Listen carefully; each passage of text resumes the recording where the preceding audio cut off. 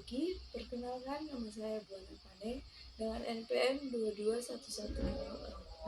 Saya dari Program Studi Pendidikan Bahasa dan Sastra Indonesia. Saya sedang ke PLD SMA Swasta Budi Bumi 3 Minang. Sekian, terima kasih.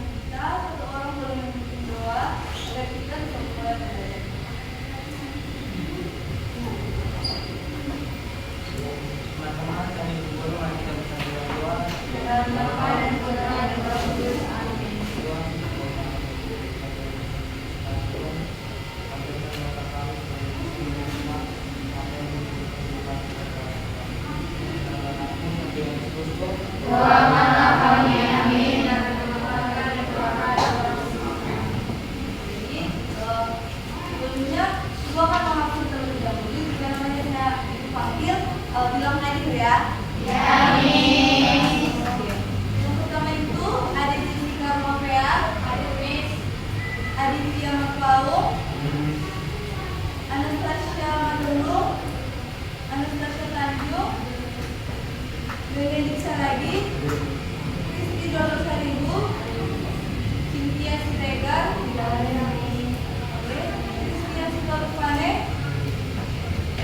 Mia Nenggolan, Echa Sutungkir, Esther Bulo, Grace Tambunan, Alessa Loi, Mariana Purba, Immanuel Sianipar,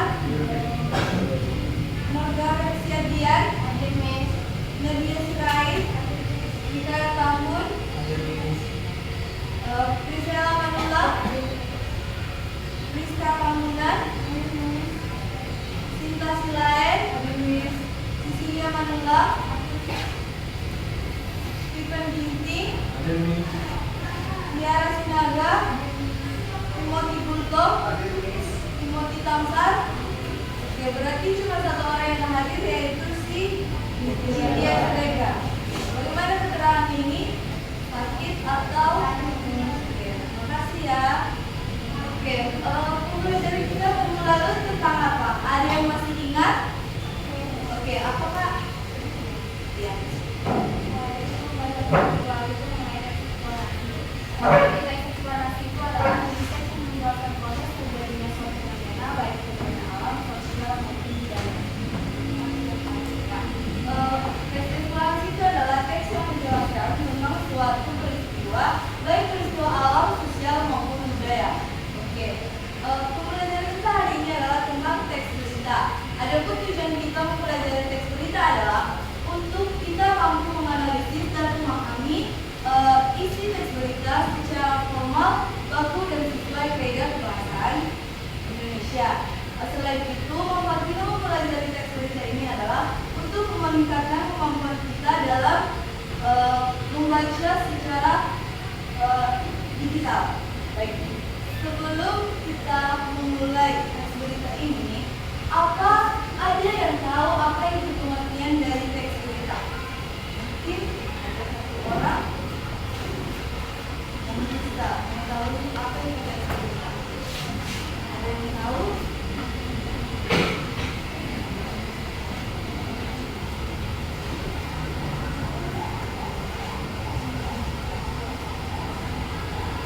Ada yang tahu apa itu teks berita, anak?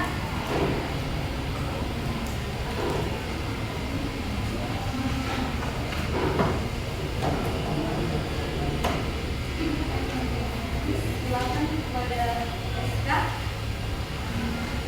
Teks berita. Adalah laporan mengenai suatu peristiwa atau kejadian yang faktual dan aktual yang disampaikan kepada publik melalui berbagai media massa. Teks berita adalah laporan yang menyampaikan secara aktual dan faktual yang disiarkan dalam media sosial maupun internet. Nah, di sini kita akan membahas tentang pengertian dari teks berita. Teks berita adalah laporan mengenai suatu peristiwa atau kejadian yang faktual dan aktual yang disampaikan kepada publik melalui berbagai media, masa seperti koran, radio, televisi. Nah, maksud dari media masa ini, kalian biasanya melihat berita itu di mana? Pasti di internet. Itu biasa kalian melihat berita itu di aplikasi mana? Instagram, lalu apa? Facebook, ada lagi yang lain? Oke, berita apa yang kalian lihat di sosial media kalian? Yang lain tak ada? Yang lain demo? Yang lain sering dengar berita itu? Ada selain demo? Apa? Lalu apa yang lain? Badannya di depan. Yang lain sebelah sini. Apa berita yang sering kalian dengar dan lihat di media sosial kalian masing-masing? Apa?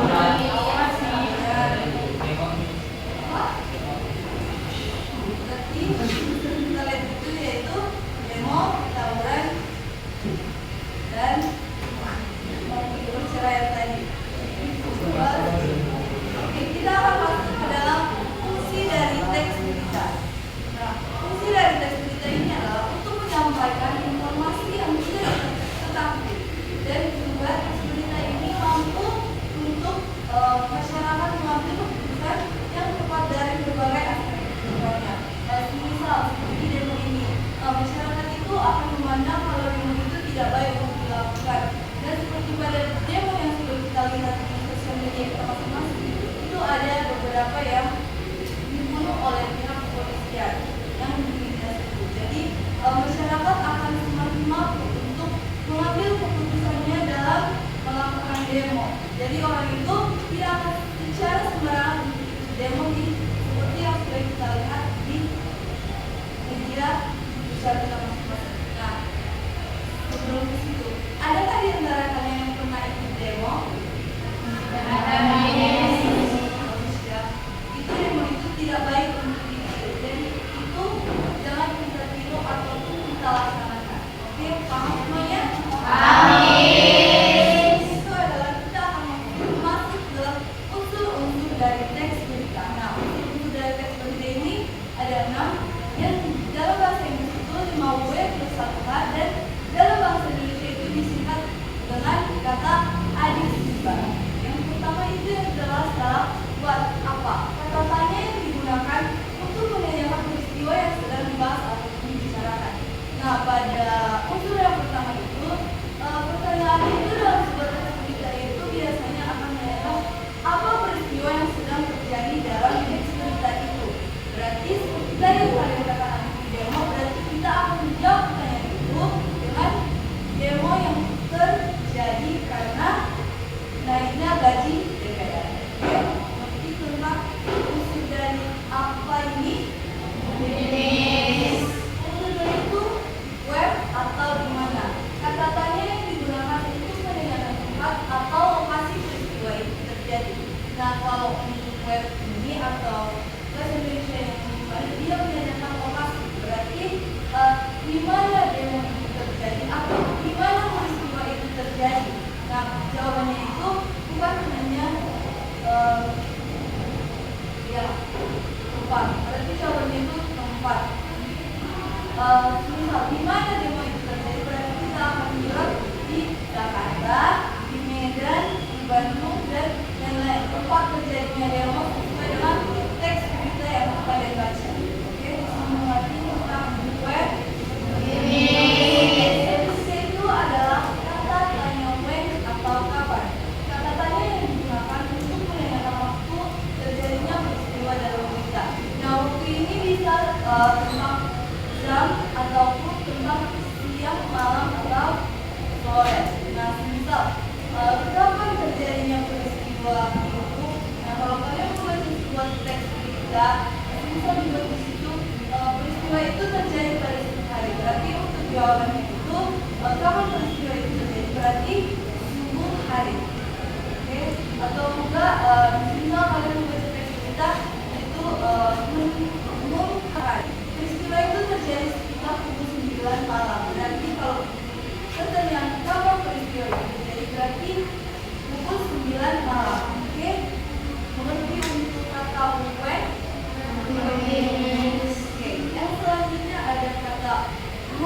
atau siapa. Berarti dia menanyakan pelaku maupun korban dalam suatu peristiwa.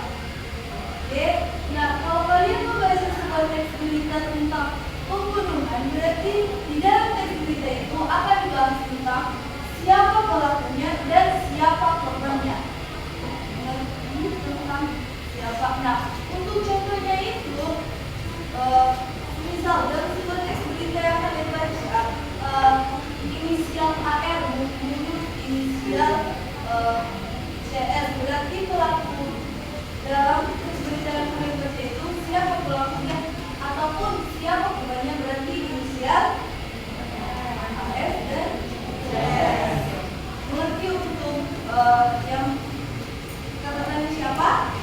Yang berikutnya itu adalah kata why atau mengapa.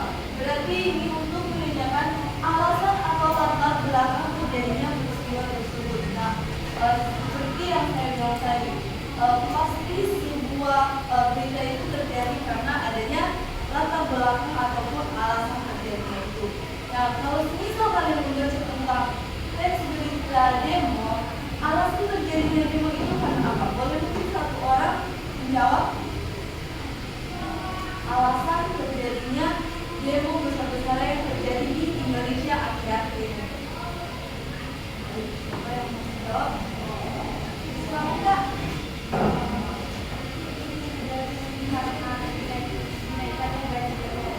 Oh tidak, demo itu terjadi naiknya gaji DPR yang tidak masuk akal. Oke, untuk kata-katanya why atau mengapa dapat dimengerti semuanya? Yang terakhir itu adalah kata how atau bagaimana. Kata-kata yang digunakan itu menanyakan cara atau proses terjadinya peristiwa. Bagian ini biasanya diceritakan secara kronologis sesuai dengan waktu terjadinya. Berarti pada bagian kata how atau bagaimana, yaitu menjelaskan keseluruhan isi teks berita. Misal, bagaimana hal itu terjadi? Berarti jawabannya itu adalah seorang penulis teks berita itu menjelaskan dari awal sampai akhir terjadinya berita tersebut. Misal, pembunuhan yang terjadi pada inisial AR sama CS tadi, itu akan dimulai dengan terjadinya peristiwa itu karena adanya cekcok antara inisial AR dan juga inisial CS. Oke, sampai ini mengerti tentang pertanyaan how atau bagaimana? Mengerti kan? Kita akan masuk ke ciri teks berita. Nah, ciri teks berita ini boleh kalian lihat di buku kalian halaman 37. Boleh dibuka bukunya.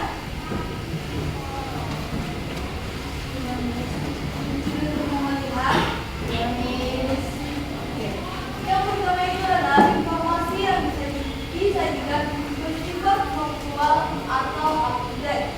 Faktual maksudnya adalah informasi atau pernyataan yang didasarkan pada kenyataan, kebenaran atau kebenaran yang dapat dibuktikan atau diverifikasi. Berarti maksudnya itu berita yang kita lihat itu benar-benar adanya, bukan dibuat oleh opini penulis, tapi itu bisa dilihat langsung oleh para pembaca berita ataupun yang menonton berita. Oke, di sini mengerti tentang informasi yang bisa dilihat secara faktual. Yang kedua itu adalah penyajian informasi berita menggunakan bahasa baku, singkat, padat, lugas, serta komunikatif. Maksud dari pernyataan ini adalah teks berita yang ditulis itu harus dapat dimengerti oleh pembaca. Tidak terlalu banyak menggunakan kata-kata ilmiah seperti kata Latin. Dia tidak boleh menggunakan kata Latin yang berlebihan yang dapat mengganggu pembaca teks berita dalam membaca berita yang disampaikan tersebut. Oke, berarti dia baku. Oke, tidak. Dan juga penulisan teks berita ini tidak boleh menggunakan bahasa sehari-hari yang kita gunakan. Nah, kita kan kalau bicara dalam teks itu kita itu tadi mengenai hurufnya. Paling tadi kemarin. Oke, itu tidak boleh dilakukan dalam penulisan teks berita yang baku dan juga sedang berkaitan teks aslinya. Oke, yang membuat lebih mengerti. Yang ketiga itu adalah informasi yang disertakan berfokus pada peristiwa yang sedang terjadi, bukan pada pelakunya. Nah, maksud dari pernyataan nomor 3 ini adalah misal penulis berita itu menulis tentang demo seperti yang terjadi saat ini di Indonesia. Nah, berarti penulis itu hanya fokus tentang kepada demo. Demo itu disebabkan oleh apa? Bukan pelaku demo itu siapa. Mungkin pelaku demo itu, tapi itu tidak terlalu secara spesifik dibahas dalam sebuah teks berita. Oke, untuk nomor 3 ini ada bisa dimengerti? Bisa. Yang keempat itu adalah menggunakan berbagai warta yang bersifat pengetahuan informasi peristiwa. Nah, berbagai warta ini adalah kata kerja yang digunakan oleh seorang wartawan. Misalnya itu wartawan itu dengan contoh kata berbagai warta ini adalah menyampaikan, menginformasikan, mencari, menyampaikan. Misal si Ricardo ini dia akan mengatakan di sini saya Michael Job akan menyampaikan peristiwa yang terjadi hari ini. Berarti di sana ada kata menyampaikan dalam kalimat yang diucapkan oleh Michael Job. Nah, untuk yang nomor 4 ini dapat dimengerti. Yang kelima itu adalah menggunakan verb transitif atau kata kerja yang menggunakan objek dalam rangkaian kalimatnya. Nah, kata kerja transitif ini adalah itu subjek, predikat, objek, dan keterangan. Berarti dia itu sesuai dengan pola SPOK yang tertulis di dalam teks berita yang kalian baca. Misal, pembunuhan itu terjadi karena adanya cekcok antara pelaku dan korban. Di sana itu terdapat subjek, predikat, objek, dan juga keterangan. Oke, untuk yang nomor 5 dapat dipahami. Yang berikutnya itu adalah penggunaan kalimat tidak langsung dan kalimat tidak langsung. Oke, kalimat langsung ini adalah kalimat yang langsung disampaikan oleh narasumber. Maksudnya itu seperti saya adalah seorang wartawan. Nah, saya akan bertanya kepada narasumber yang ada di sekitar kejadian tersebut. Nah, saya akan bertanya, Pak, bagaimana peristiwa itu terjadi? Nah, Bapak ini akan menceritakan dari awal sampai akhir. Nah, Bapak ini akan mengatakan peristiwa itu terjadi karena adanya pertikaian antara pelaku dan korban. Nah, itu adalah kalimat langsung. Nah, untuk kalimat tidak langsungnya itu bagaimana? Nah, untuk kalimat tidak langsungnya itu, wartawan itu akan mengatakan kepada kalian atau pembaca berita seperti yang dikatakan oleh Bapak Christian, peristiwa itu terjadi karena adanya pertikaian antara pelaku dan korban. Nah, untuk yang nomor 6 ini dapat dimengerti. Berarti kalimat langsung dan kalimat tidak langsung sudah tahu membedakannya. Yang ketujuh itu adalah terdapat penjelasan waktu dan tempat terjadinya peristiwa. Nah, untuk tempat dan tempat peristiwa ini seperti tadi yang ada pada unsur kebahasaan, unsur teks berita itu, berarti di mana? Berarti dia akan bertanya dengan di mana peristiwa itu terjadi atau kapan peristiwa itu terjadi. Berarti dia menanyakan tentang waktu dan tempat. Untuk ciri-ciri dari teks berita, apakah kalian sudah paham semuanya? Sudah. Sekarang kita lanjut. Nah, sekarang kita lanjut ke struktur teks berita. Struktur teks berita itu ada 3. Yang pertama itu kepala berita, tubuh berita, dan ekor berita. Nah, dari bagian ini kita sudah tahu yang mana apa itu kepala berita, apa itu tubuh berita, dan ekor berita. Nah, untuk kepala berita ini biasanya ini ada di awal sebuah berita atau awal sebuah teks berita. Ini memuat banyak hal penting. Oke, berarti siapa pelakunya, apa yang terjadi, di mana peristiwa itu terjadi, di mana. Dan yang terakhir itu kapan peristiwa itu terjadi. Berarti dia memuat di paling atas. Nah, kalau kita membaca sebuah teks berita, ini biasanya akan berada di paragraf pertama. Paham untuk pengertian dari kepala berita? Oke, yang kedua itu sumber berita. Sumber berita ini berisi penjelasan mengenai informasi yang disampaikan pada bagian kepala berita. Berarti sumber berita ini menjelaskan secara spesifik dan mendalam tentang kepala berita yang ada di paragraf pertama tadi, yaitu membahas mengapa itu terjadi dan apa yang melatar belakangi sebuah teks berita itu terjadi, sebuah berita itu terjadi. Nah, untuk yang kedua tentang sumber berita, apakah kalian mengerti? Oke, yang ketiga itu atau yang terakhir itu ekor berita. Pada bagian ini informasi ini bersifat tambahan. Jika ekor berita dihilangkan, maka tidak terpengaruh terhadap pokok berita. Nah, pada yang nomor 3 ini atau ekor berita ini boleh ada dan boleh tidak ada. Artinya bersifat opsional. Oke, jikapun ada, berarti ini informasi tambahan yang ditambahkan oleh narasumber ataupun penulis dari teks berita. Oke, untuk ekor berita dapat dimengerti. Kita masuk ke kaidah kebahasaan. Nah, kaidah kebahasaan ini adalah memiliki beberapa unsur. Yang pertama itu bahasa baku. Teks berita harus ditulis dengan bahasa baku, yaitu bahasa yang bersumber pada kemampuan umum ejaan bahasa Indonesia atau KBBI dan Kamus Besar Bahasa Indonesia atau KBBI. Nah, seperti yang sudah dijelaskan pada ciri-ciri teks berita tadi, dia harus menggunakan bahasa yang dapat dimengerti oleh pembaca. Dia tidak berlebihan. Jadi dia itu harus baku dan dia itu harus sesuai dengan KBBI. Nah, untuk yang bahasa baku ini dapat dimengerti. Yang kedua itu adalah kata kerja mental. Kata kerja mental ini adalah kata yang menerangkan pengungkapan perasaan, pemikiran, serta perbuatan yang tidak bisa diamati secara tulis. Nah, maksud dari pernyataan kedua ini adalah kata kerja mental ini adalah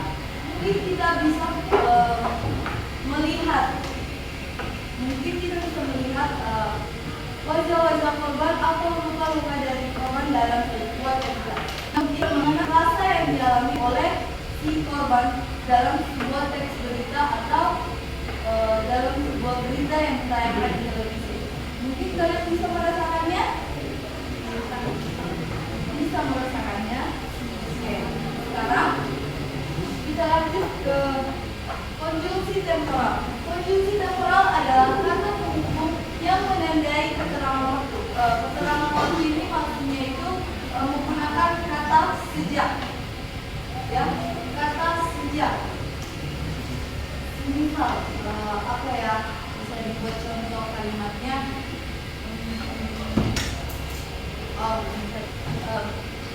Demo itu terjadi sejak kenaikan gaji DPR yang tidak diterima oleh masyarakat Indonesia. Oke, untuk yang ketiga ini dapat dimengerti tentang konjungsi temporal. Yang keempat itu adalah konjungsi penerang. Konjungsi penerang adalah kata yang menerangkan pernyataan sebelumnya. Biasanya konjungsi ini digunakan dari kalimat langsung ke kalimat tidak langsung. Seperti yang saya katakan tadi di ciri teks berita itu yang terakhir, berarti dia ini dari narasumber dulu baru diucapkan oleh seorang wartawan. Untuk yang nomor 4 ini dapat dimengerti.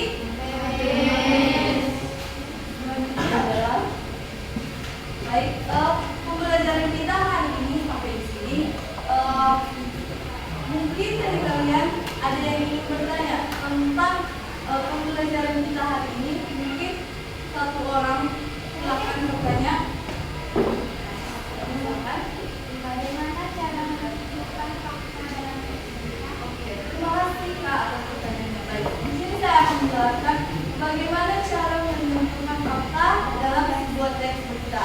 Yang pertama itu kita harus menentukan atau menemukan unsur 5W plus 1H. Kalian tahu kan 5W plus 1H apa?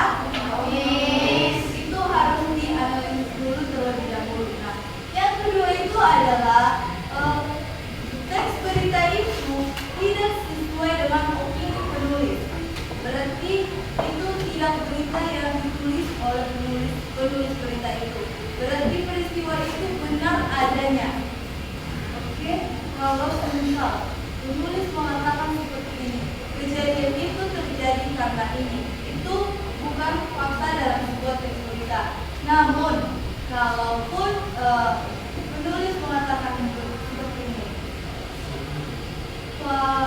Pak Adit mengatakan bahwa peristiwa itu terjadi karena adanya pertikaian antara pelaku dan korban. Itu bisa dikatakan secara fakta. Nah, untuk ini bisa dimengerti pertanyaan dari kakak Maria?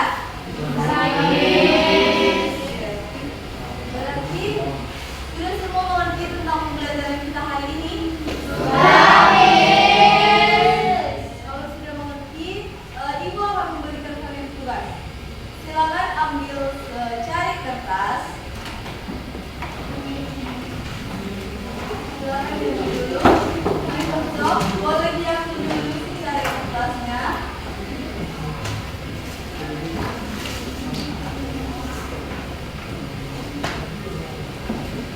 Sudah semua yang mengambil? Nah, tugas kalian itu adalah menganalisis unsur dari teks berita. Kalian ingat kan unsur dari teks berita itu apa? Yaitu 5W plus 1H. Oke. Ingat 5W plus 1H itu apa? Siapa, kapan, di mana, kenapa, dan bagaimana. Berarti sudah dimengerti tentang tugasnya nanti. Ini adalah tugas yang akan kalian analisis. Dan di sini ada sebuah teks berita. Bisa dilihat?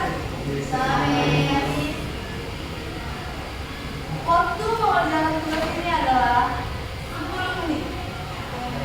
Jadi diusahakan selesai kali ini karena kita akan langsung menganalisis tugas tersebut di depan. Oke, untuk itu semuanya boleh dikerjakan. Oke, silakan dibaca dulu terlebih dahulu teks ini, lalu dianalisis.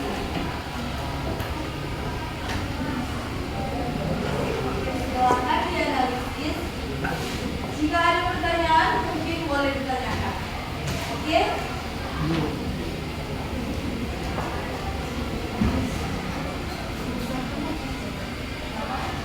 Misalkan, ini kan terlihat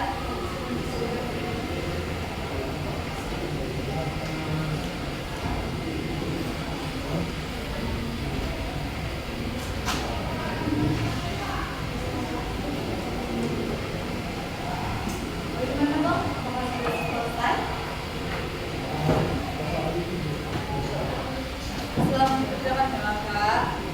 Bang, selamat dikerjakan. Ayo, kayaknya yang 2 orang ini agak nakal ya.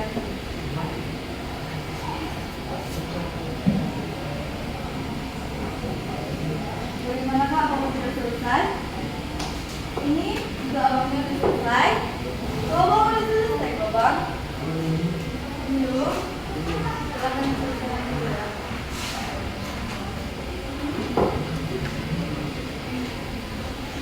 Cepat nulis coba. Coba Kak. Ini bagaimana? Apakah tugas ini sudah selesai? Coba sudah selesai. Coba. Coba. Kalian dua bagaimana? Apakah kalian sudah selesai? Oke, semuanya diselesaikan hari ini ya. Ini bukan tugas di rumah. Untuk tugas rumah masih ada nanti saya berikan. Oke. Jadi hari ini selesai. Dan nanti ada 2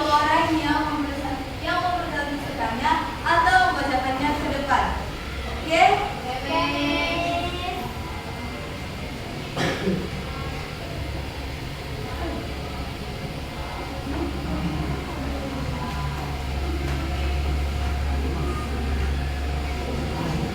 menit ini bisa selesai? Bisa. Bisa. Oke, kalau selesai berarti waktunya 5 menit ya. Silakan dikerjakan.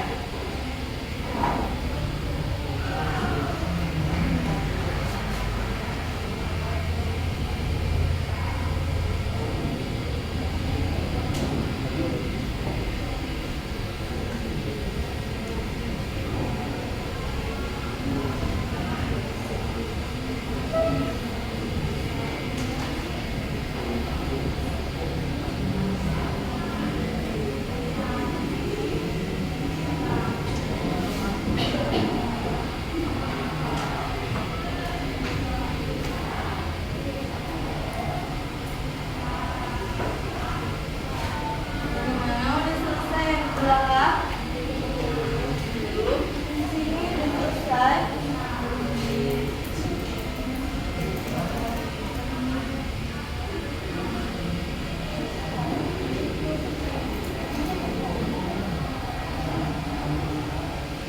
Bagaimana di sini Kak?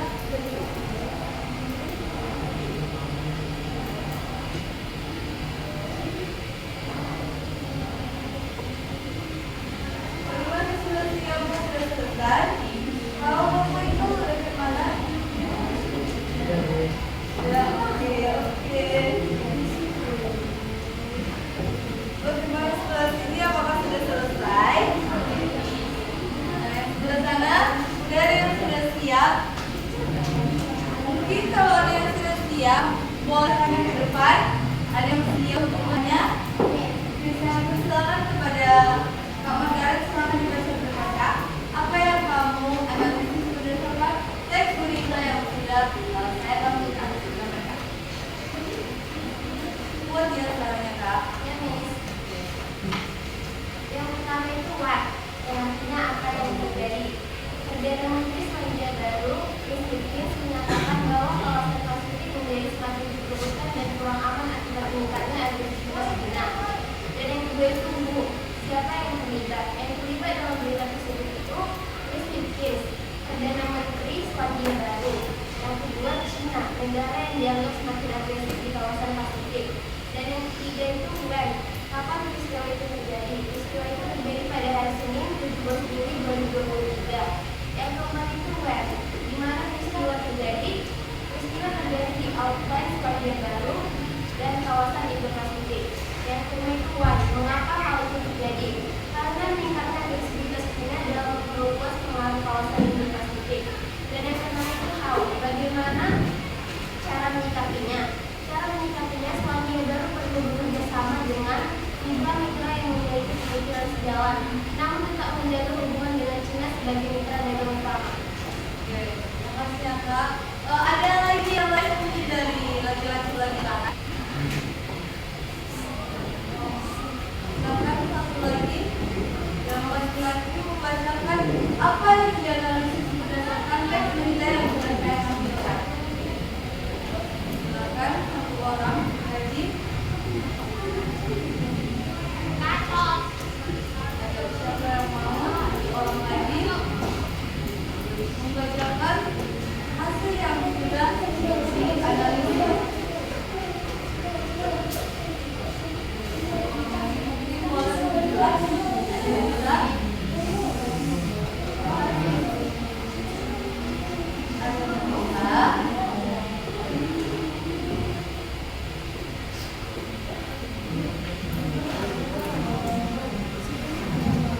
Siapa yang bisa satu lagi?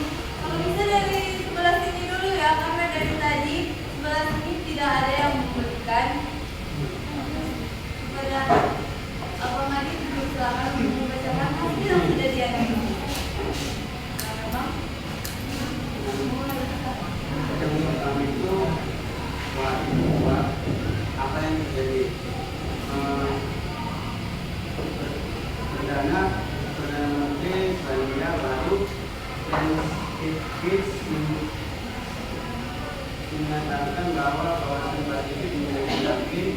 dengan China sebagai mitra dagang utama. Oke, terlibat. Kids Perdana Menteri atau PN Selandia Baru. Cina negara yang dianggap semakin agresif di kawasan Pasifik. Yang ketiga, kapan peristiwa itu terjadi? Senin 19 Juli 2023. Yang keempat, di mana peristiwa terjadi?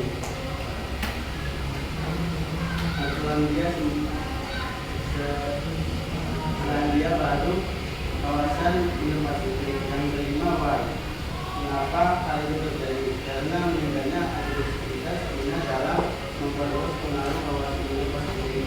Yang keenam itu, bagaimana cara meningkatnya Selandia Baru perlu bekerjasama dengan itu. Terima kasih Allah dulu. Baik, mungkin itu yang membacakan hasil dari analisis berita yang sudah saya tampilkan. Dan sebelum kita menutup pembelajaran kita hari ini, mungkin ada dari antara kalian yang bisa merefleksikan tentang pembelajaran kita hari ini. Mungkin ada yang mau, satu orang depan. Silakan Bang, di depan.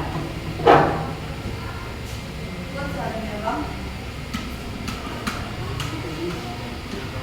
Silakan didengar ya. Blok, kamu ngerjain apa lagi? Nanti ya. Silakan Bang.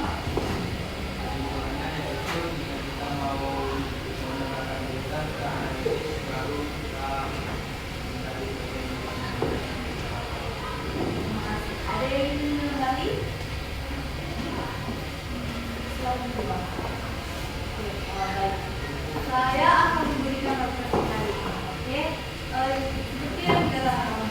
Jika kita membaca sebuah teks berita, kita harus menganalisis apa yang kita analisis supaya mengetahui kebenaran tentang berita tersebut. Oke, sampai di sini mengerti tentang teks berita pembelajaran kita hari ini. Sebelum kita menutup pembelajaran kita hari ini, Ibu ingin memberikan tugas kepada kalian semuanya. Silakan ditulis apa tugasnya. Silakan. Yang pertama itu adalah carilah salah satu video. Dia ini bentuk video berita. Berarti bisa dicari di internet. Video berita. Lalu berita itu akan kalian apakan? Nah, yang pertama itu kalian analisis.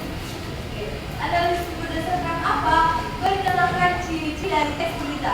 Dari ciri-ciri teks berita ada berapa? 7. Ada 7 teks berita. Nah, berita yang sudah kalian lihat di internet itu kalian analisis berdasarkan ke-7 teks berita itu. Oke? Mengerti untuk tugasnya? Minggu depan ya tugasnya ini. Jadi ibu harap semua mengerjakannya.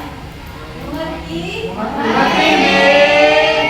Pembelajaran kita sampai di sini untuk hari ini. Semoga pembelajaran ini dapat bermanfaat bagi kita semuanya. Oke? Namun sebelum kita menutup pembelajaran kita, satu orang memimpin doa. Silakan kepada kita. Semuanya berdoa.